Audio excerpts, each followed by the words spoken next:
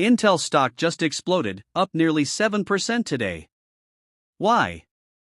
Reports say the Trump administration is in talks to take a stake in Intel, aiming to expand chip manufacturing right here in the United States.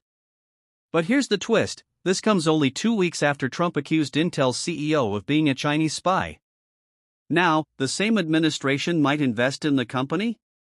That's raising eyebrows on Wall Street. For investors, this could mean a big boost for $INTC and the entire U.S. semiconductor sector. But is this a smart strategic move or just political theater? Stay tuned, hit that subscribe button, and let us know what you think about Trump's $INTC play in the comments below.